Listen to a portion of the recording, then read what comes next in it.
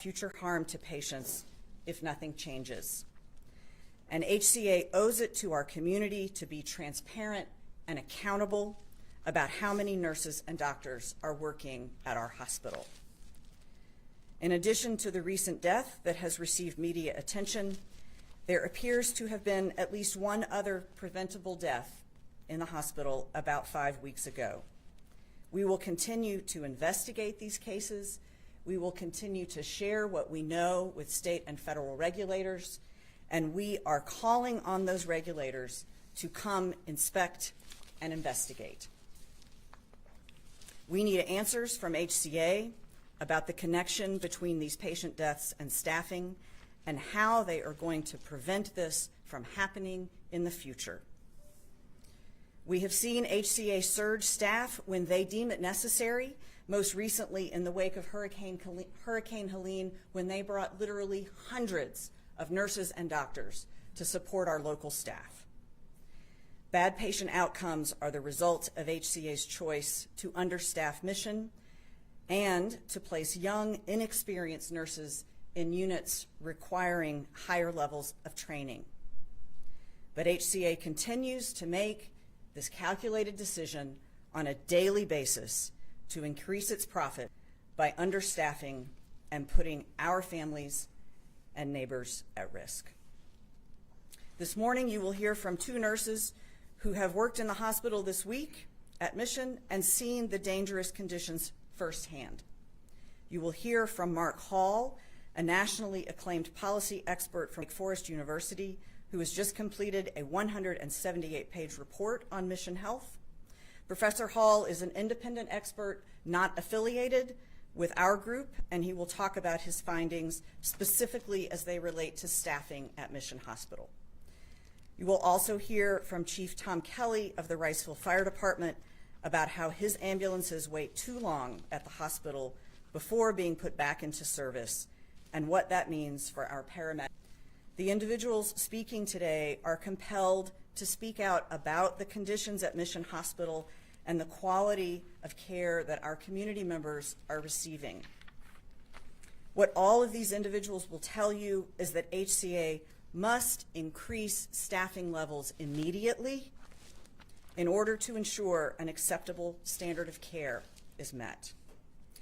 So without further introductions, I will hand it over to our nurses from Mission who will speak about what they encounter on a day-in, day-out basis related to staffing at the hospital.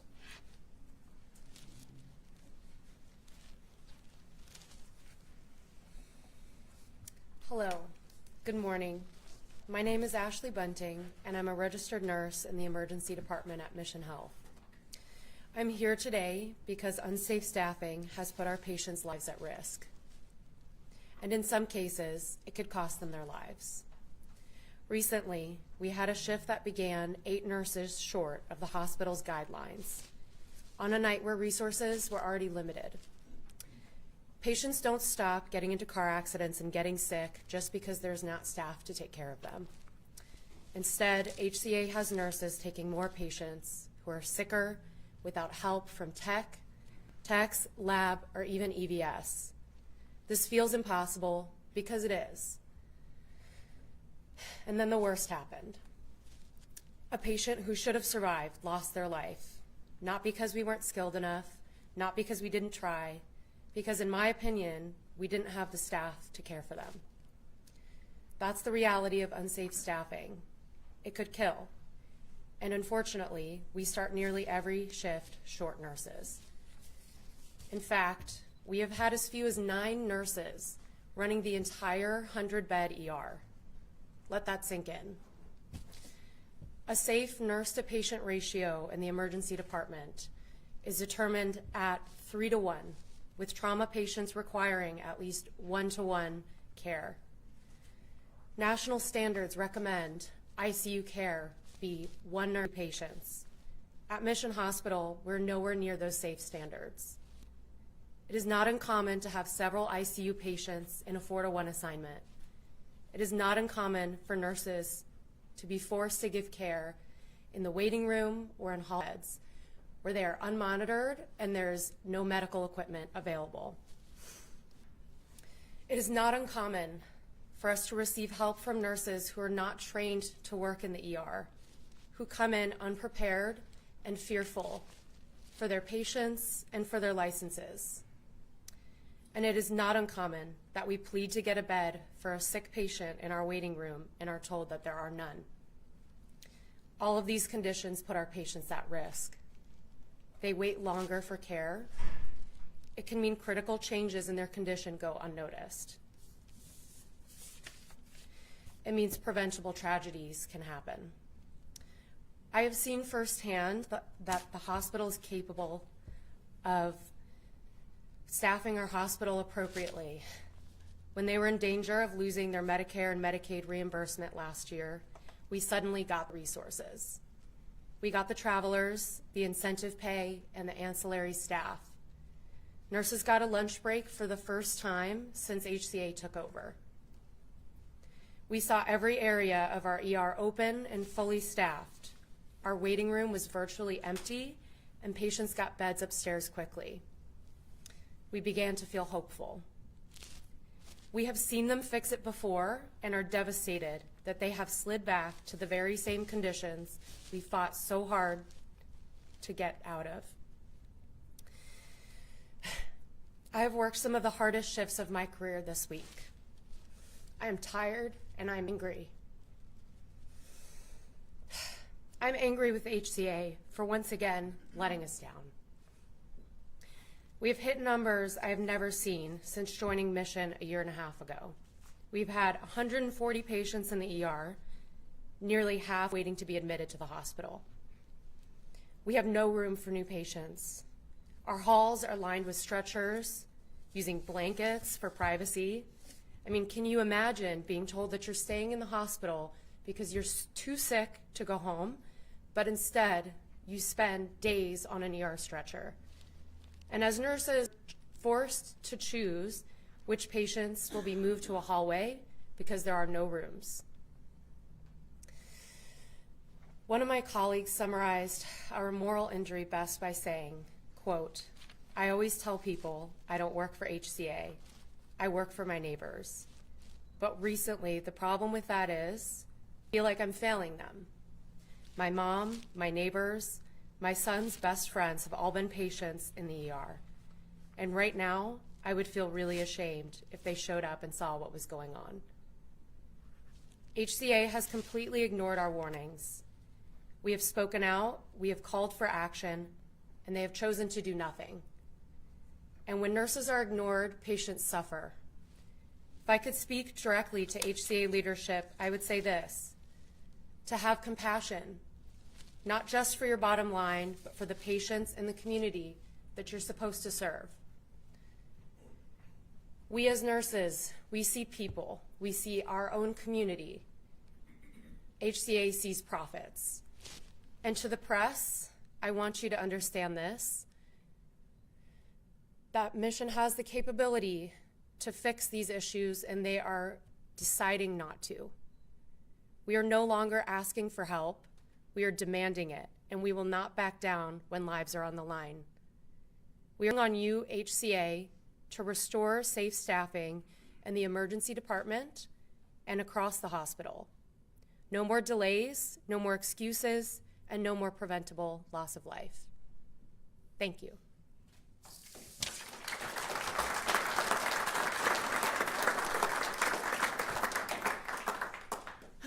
Hello, my name is Molly Zinker. I'm also a nurse at Mission, and like Ashley and many of our coworkers, I'm really angry too.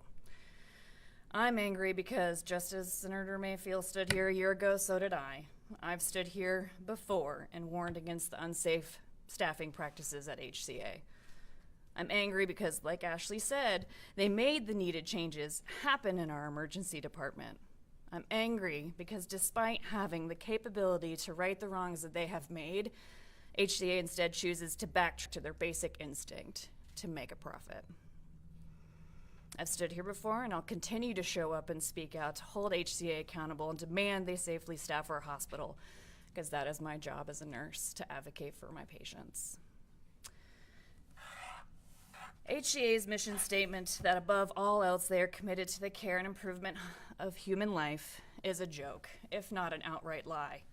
There's no evidence of HCA's mission statement when we're understaffed just about every shift that I work. The nurses, nurses' assistants, secretaries, and other hands-on workers at Mission show up every day to do a job that feels like we're set up to fail. We are the boots on the ground. We're the ones that put the care and improvement of human life above our own need to eat, use the restroom, or sit down for 5 minutes. I didn't come here to complain about how hard my job is. I'm a hard worker and witness the same in my coworkers every day. I'm here to plainly state that HCA has created a staffing problem within our hospital that they have the power and capability to fix, but they choose not to. I also want to be very clear that HCA will say anything they want to make themselves look good and to refute what we're saying here today. They'll likely say that we are a top 50 hospital. But if we have preventable deaths occurring under our care, top 50 means nothing to me. If I may, I'm going to lean on the fact that nurses have been the most trusted profession for 20 years. And I'm asking that you trust me and my fellow nurses over people that care more about pulling a profit than keeping people alive. And this is the stance that my fellow nurses and I take. HCA is not doing everything they can to improve staffing. Instead, the hospital is seeking out where it can pinch pennies. How does this show up in the hospital? It shows up when management pushes us to take one more patient. They say just one more than you're safely supposed to take, and it's only temporary. However, it is not temporary. Instead, they are changing the nurse-to-patient ratios despite evidence that doing so increases our patients' risk of death.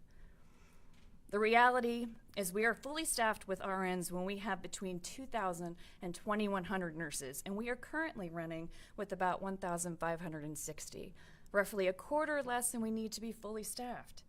The hospital has recently made cuts to our weekender program that was initially created because weekends are notoriously hard to staff. And this hasn't changed. Weekends are still difficult to staff, but this is an area where they can save money. So the hospital cut their incentive pay by nearly half, over half. And the direct result of these cuts is that nurses have left and are planning on leaving. How does this help staffing? It doesn't. It doesn't. A friend of mine, a fellow nurse who works in one of the ICUs at Mission, said this: "We are the ones on the front lines. The moral injury we experience daily is exhausting and unbelievably distressing, and the sadness of not being able to be the nurse I want to be follows me home every night." And that is the crux of the issue. Prior to HCA coming to Mission, the nurses who worked here didn't talk about how unsafe staffing was. It was unheard of because we had staff to provide excellent care to our patients. Our work wasn't 12 plus hours of stress providing minimal care. It was coming to a great place to work with nurses who had worked at Mission for years and years. There was a pride we felt working for a hospital that cared for their patients and their staff. Now, HCA has made it about money.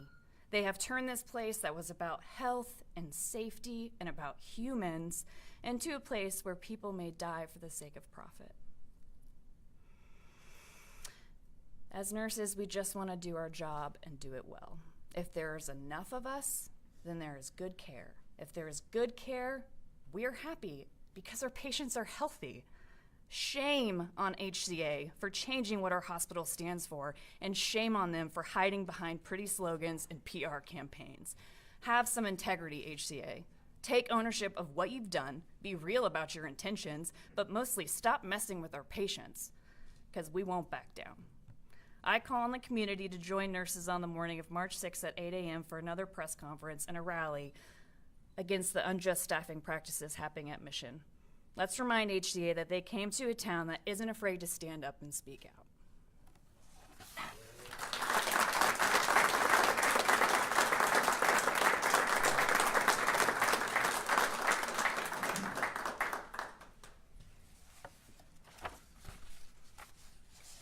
Good morning.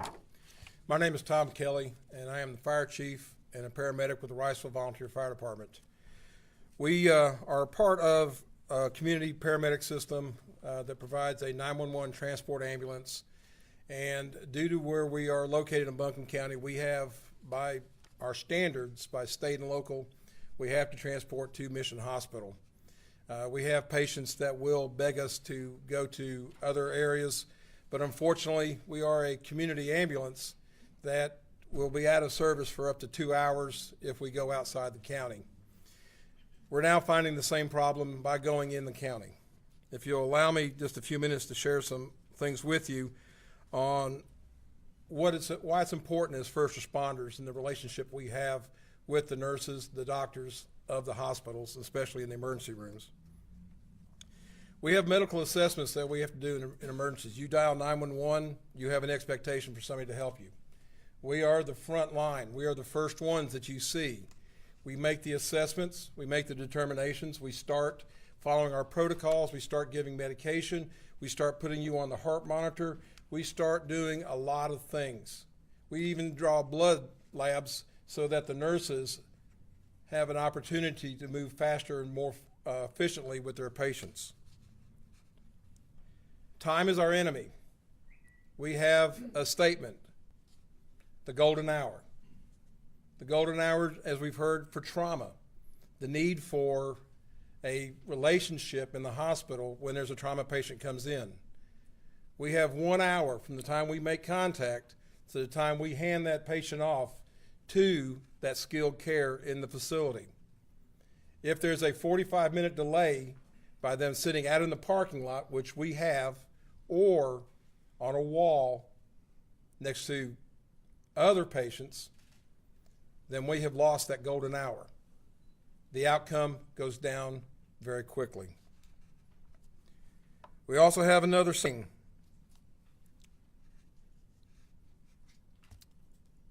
When we deal with our cardiac patients, we have a very limited amount of time before we lose tissue, before we lose the opportunity for that patient to have a positive outcome. Time is muscle. And it's very important that those patients get seen quickly and get the needed care inside that hospital. They can't get that care if they're sitting on a stretcher on a wall waiting to have somebody make contact with them. This contact isn't somebody walking up and tapping on an iPad and saying, we talk to them. The nurses have, if you've never seen from not being the patient what a nurse has to do, you will be shocked.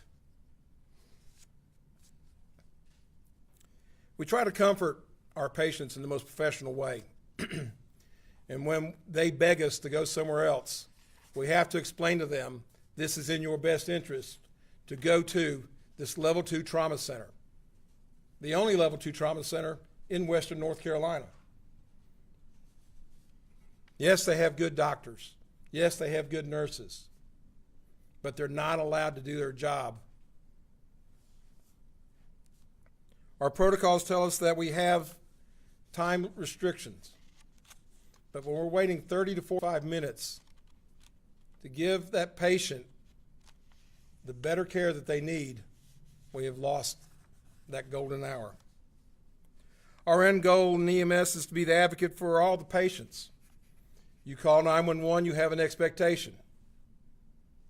We will meet that expectation to the best of our ability. But once we get to the hospital, somebody has to be the advocate for them.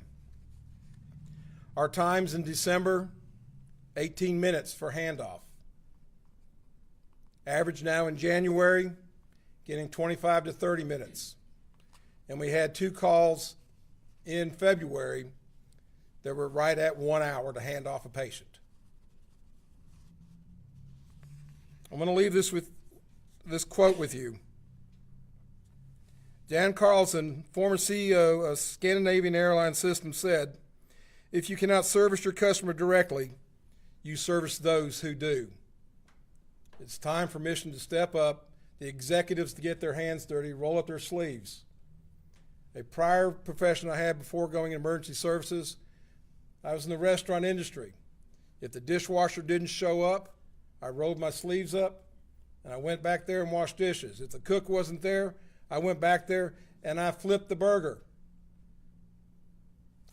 Our first meeting with Mission Hospital in 2021, they made a statement why they were short and why they couldn't get patients out of the ER. They had 85 open beds, but they didn't have any staff to clean the rooms.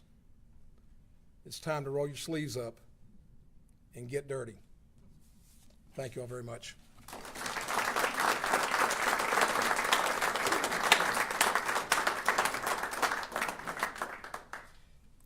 Hello, my name is Mark Hall. I'm on the faculty at Wake Forest University, and I was invited here to say a few words about my research findings relating to these issues. So I appear here simply as an academic who's interested in public policy, who, when called by a government official to help inform public understanding or deliberations, is happy to do so. I am basing this on the year and a half or so of a pretty in-depth study that I've done of Mission Hospital following its purchase by HCA. As the senator said, my report's online, some 178 pages, divided into, I think, 7 chapters. And so there's quite a bit there, and I'm going to relay just a couple of the facts from that study, realizing that I sort of look down upon this from the luxury of my ivory tower. I'm not embedded in these lived real-world experiences, so I don't bring to this the sort of degree of sort of emotion and sort of personal impact that others have, but I'm simply looking at the facts as related in the public record. So another word of preface or two, the data that I drew from to do this analysis are public reported numbers, reports that Mission and every other hospital in the country submits to the federal government in a standardized way. And no number captures reality perfectly, and we're sometimes told that these numbers ignore important factors, but they're the best numbers we have, and we're not being shown other numbers that change the picture whatsoever. So very briefly, you'll see in the chapter on how Mission has become more profitable, that it's done that not so much by increasing prices, although it has increased revenues to some extent since the HCA purchase, but much more so by cutting costs. And so I came into the study with the sort of academic intellectual curiosity. What happens when you take a state-regulated monopoly created by state authority when the two hospitals here merged, subject to state oversight, then deregulate that monopoly, and then turn that monopoly over to a for-profit company? And I had thought, well, you'll see outrageous price gouging, and I'm not saying that there hasn't been some issues about prices, but what really immediately struck me was the substantially increased profits that you would expect when you run an unregulated monopoly hospital in a for-profit guise. You would expect large profits, but it has come almost entirely through cost cutting. Now, it was thought when the hospital was sold, it was not a surprise that costs would be cut, but it was thought that a substantial amount of that would be through sort of large purchasing efficiencies, getting supplies at less cost, and maybe centralizing some of the administrative overhead. And I'm sure some of that has happened, but what is much more predominant is the cost cutting that resulted from reduced staffing, not in the administrative suite, but from reduced staffing for patient care. So immediately following the purchase, within a year, the patient staffing plummeted by 30–40% for the same kind of patients, the same number of patients, and what have you. And you can measure this patient care staffing in a number of ways. You can measure it per patient, per filled bed. You can adjust for various other factors. And my analysis of the data is not the only one. The report points to 2 other credible sources that have sort of reached similar conclusions, and my report looks at it from several different directions. And so I report that as the simple facts, and that reduced staffing level has continued over the years of data that I have available, which is up through 2023. Now you could say, well, maybe this has happened at other hospitals as well. There's a nursing shortage nationwide, and things like that. But the data reported also compare Mission to 11 other hospitals in the area that are very similar in large respect. These are hospitals in North Carolina, South Carolina, and 1 or 2 in Virginia. And they haven't had the same sharp reduction in staffing. And so this is distinct to Mission as compared with its peers. And indeed, if you compare Mission with this peer group, Mission dropped from sort of the upper half of the staffing levels among peers to the very bottom. The only other hospitals that are at that level are hospitals that whose patients are not as sick as Mission's. They're community hospitals that don't have the same level of acuity as a level 2 trauma center or whatever the designations are. And so Mission, again, stands alone in this peer group with regard to the staffing levels of hospitals that have this severity of illness across the range of patients. So those are the principal findings, and I'm happy to take questions and discuss details during Q&A.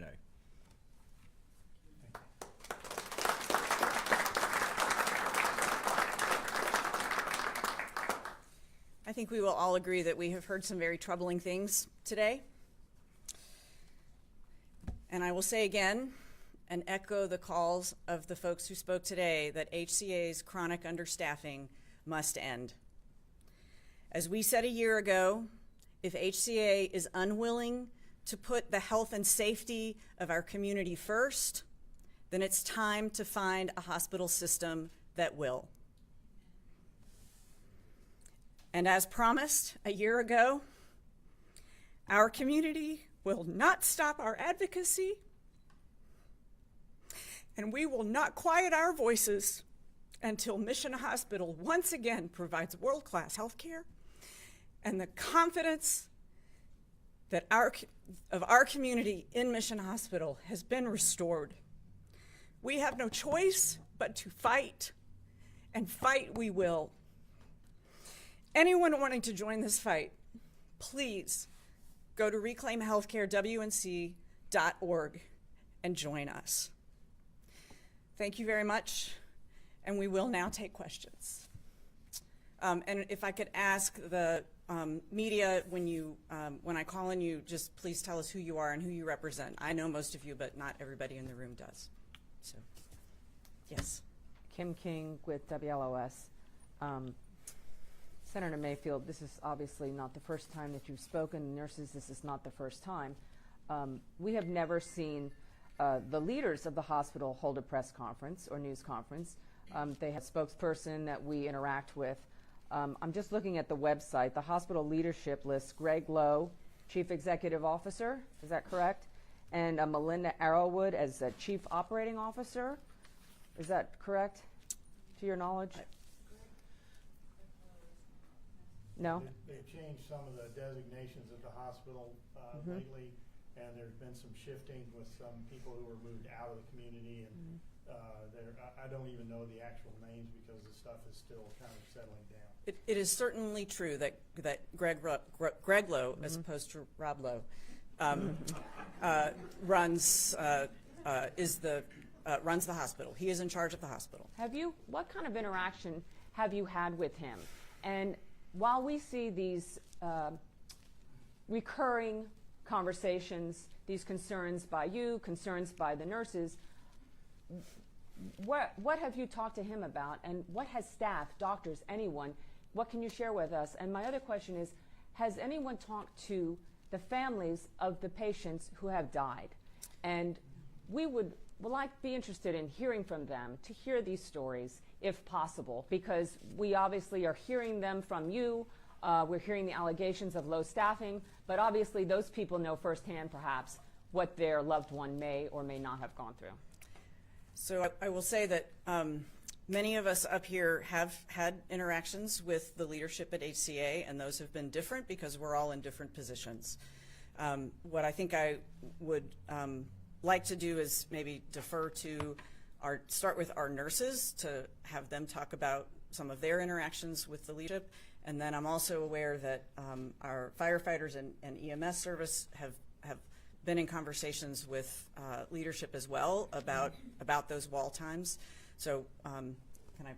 Before I go, but I am particularly interested in the top person at the hospital at this time, because obviously they're in the top leadership role. Does that remain Greg Lowe? And has anyone had direct conversations with him in the last 6 months about your concerns? Yes.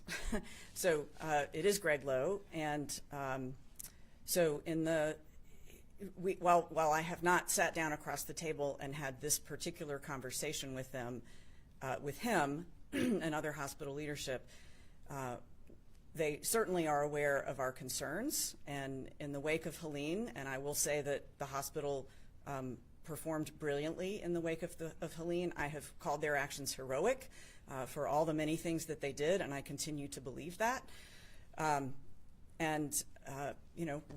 We proposed to sort of restart conversations with them about the concerns that our community has. And in small conversations with Mr. Lowe and others, there seemed to be a willingness. Ultimately, HCA declined to engage in those conversations. And I don't know who made that ultimate decision, but that was the message that came back to us, which was, thank you, but we're not prepared to talk to you about the things that you want to talk about. So that's where that ended. So can I invite one of you back? Yeah. So we have multiple facets of the union nurses who meet with management periodically throughout the year. Once a month we have what we call PPC. It's a professional practice committee meeting in which we gather complaints and issues throughout the hospital from nurses that we work with or from ourselves, and we bring these to Melanie Wetmore, his CNO. And then those recommendations are made constantly every month, and a lot of them have to be repeated before we actually get any feedback or changes made. But we have been able to accomplish a lot through that. Then we also have a staffing committee that meets quarterly, and we bring up the issues with staffing all the time. Unfortunately, the people that we meet with, the directors, aren't what I would say totally capable of changing the things that need to be changed. That's more of the higher levels that we don't meet with. I have not personally met Greg Lowe. He replaced Chad Patrick as CEO. He has not shown much of his face around, especially because I work weekends and he's never there. So I haven't met with him directly, but with the staffing committee, we have made our voices known. We have taken marches to the CNO and said to her that, staffing is deplorable. These are ideas that we have to fix it. Please make those changes. Thank you. Yeah, I'd just like to add that we're following all of the avenues that we as nurses can take. We're always told to go up the chain of command. We don't really have access to the very top person, so we speak to the people who potentially do. That being said, I can speak specifically for the ER that at the beginning of this year, especially after Helene, we had a ton of resources, and we've almost totally gone the other direction where we are back again where we were year and a half, 2 years ago. So at the beginning of this year, we brought these concerns collectively as staff during a staff meeting to escalate this to, again, our direct leadership. And we're told to meet and create our own solutions for these problems. So not only do we have to point out the issues, we are now told to fix them. So that would be my point.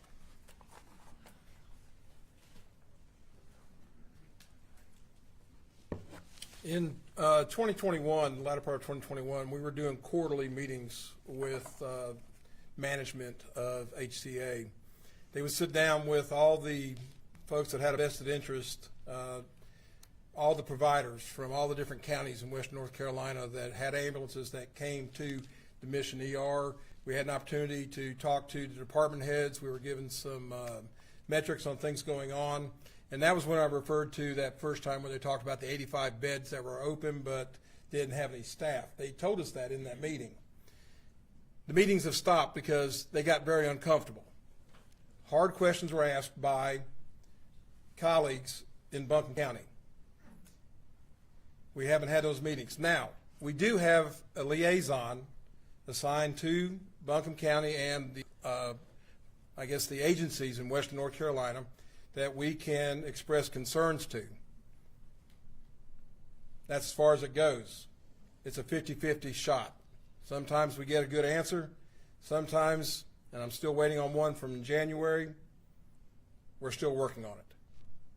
Here we are 2 months later, still working on it. So there is that opportunity for us to express, but again, I don't know where it stops. It's on them. They're having such a difficult time.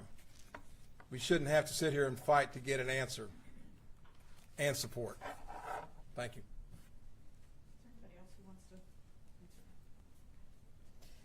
I think it's fair to say we would love to talk to HCA leadership directly rather than through press conferences and spokespeople, but that's not been offered to us.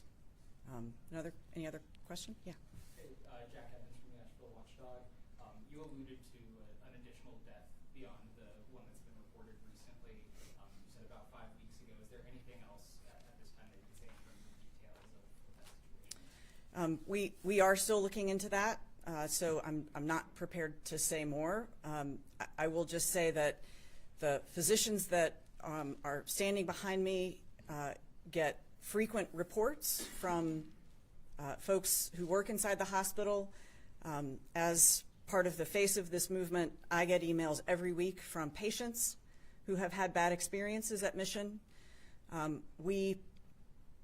We pass all of those on to the regulators, to CMS, to DHHS, to the Joint Commission, to the Attorney General's office here in North Carolina, and to Wood Health Trust's independent monitor.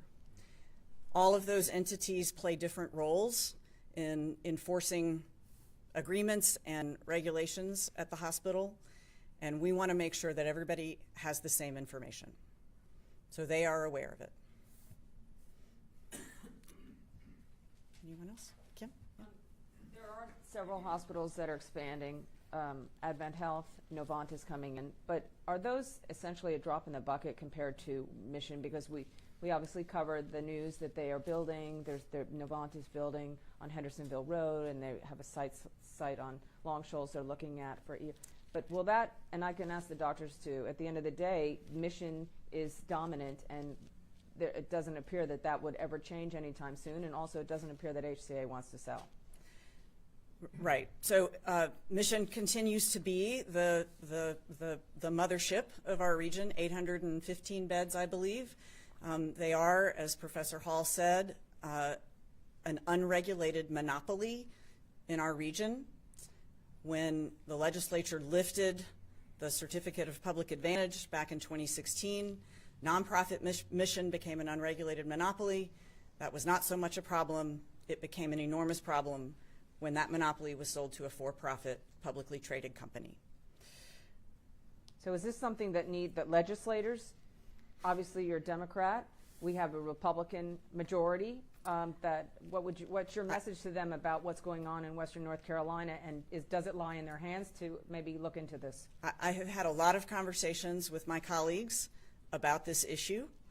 A constant theme, and you alluded to it, is that competition will solve this problem.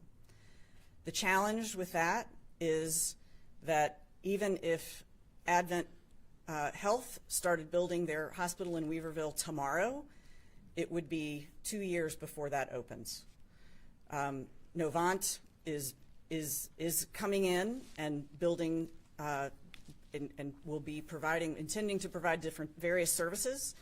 But the truth is, none of that will still present a huge amount of competition to HCA. We do not believe that competition is the only answer.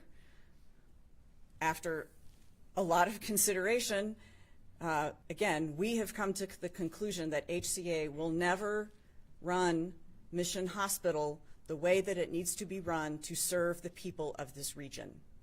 It is not in their DNA. It is not what they do, which is why they are not the right company to own this hospital, and why we are calling for them to be replaced with a nonprofit health system that is a more mission-driven, has a more mission-driven purpose. We are not naive. We know that is an enormous lift.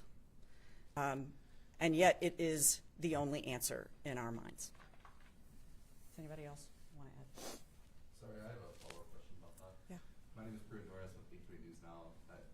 Do you have nonprofits in mind that you think could step up to the plate in that arena? If you have this one answer, I'm curious if there are people that fit into that slot. Yeah, we have spoken to a number of hospital systems, and there are,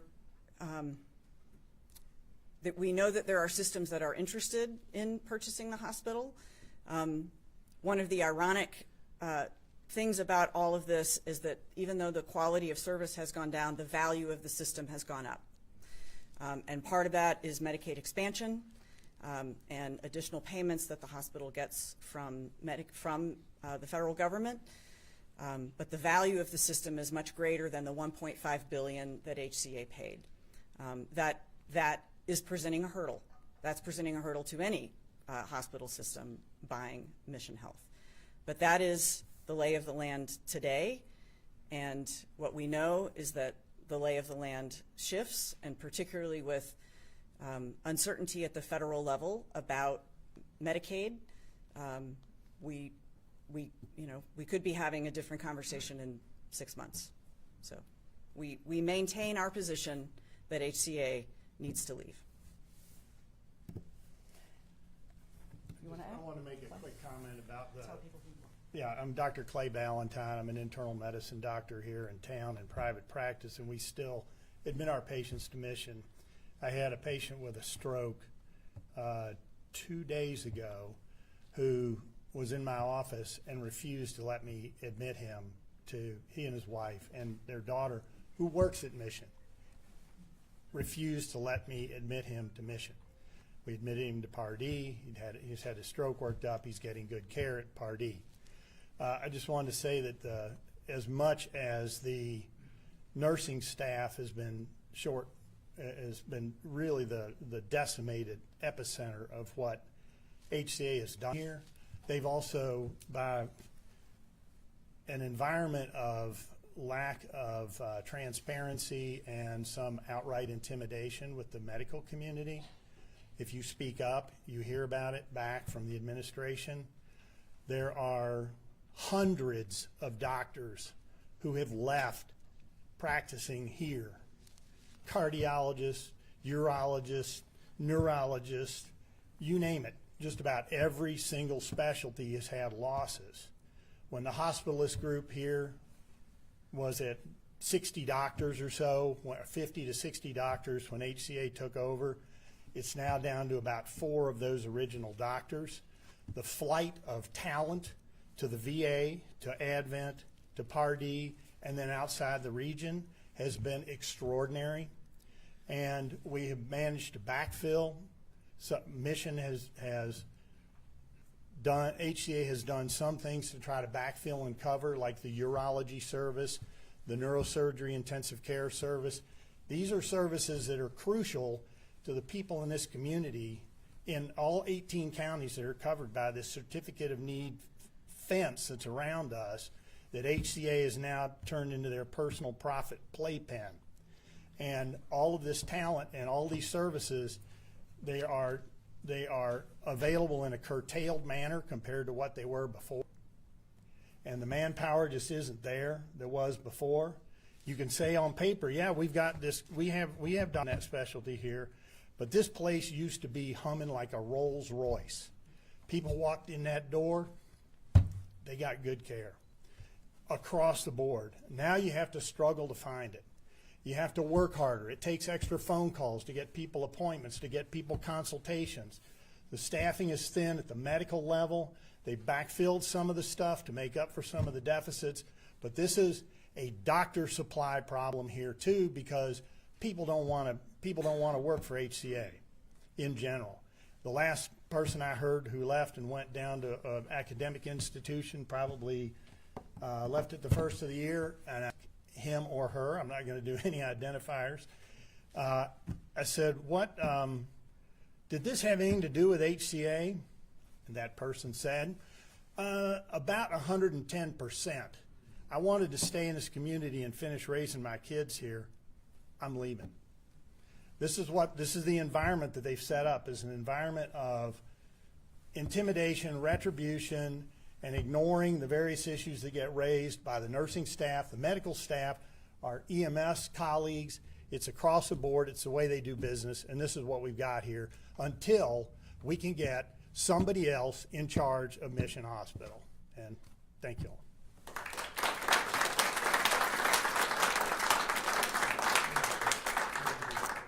All right, if there are no more questions, we'll close, and I think any of the folks behind me are welcome to talk to the media if you would like. Oh, sorry. Oh, sorry. My name's Bill Sedlar. My wife and I are retirees here in Nashville. We moved here shortly after the Mission purchase. I was familiar with HCA from another market and wasn't sure whether we should move here. I still have those doubts, even though we love the area. But I have a question perhaps for you and particularly for Professor Hall. I jokingly say I'm the leader of the Rebel Alliance, and our advocacy is for going to the legislature and asking for a targeted exemption from the Certificate of Need law for our region here that would allow nonprofits either to expand or come into the market without having to go through this process, without facing the appeals, to get the competition in here before some of us pass on, which at my age is more of a concern. So I'd like to hear your answers. So Senator Mayfield had mentioned the sort of tension between competition and regulation, and coming back to the idea of an unregulated monopoly, you sort of have a broad scale. And again, from the ivory tower, you could break up the monopoly, or you could regulate the monopoly. One way to break it up is to bring in more competition, but you have to realize that I think of an analogy of, let's say, a grand old oak that has seen its better days, but it's crowding out new growth, where you could plant these new seedlings and let them grow, right? But that's going to take a while before they become substantial enough to sort of can stand on their own. So I think that big picture, sort of a combination of approaches where there's a degree of regulation in the interim until competition can really grow those new roots that it needs to work, and then shift over to the competitive solution. And I will just say that my conversations about CON reform at the legislature, at least on the Senate side, have said that have resulted or have generated comments from my colleagues that they simply want to do away with CON. They're not interested in reforming it. And when I ask specifically, actually, the question that you just posed, the answer was, if we do that, if the legislature tries to step in and direct beds to any particular entity, nonprofit, state-owned, whatever, that would surely invite litigation by HCA, and that that would be problematic. So here's what I want to do. I want to close the press conference.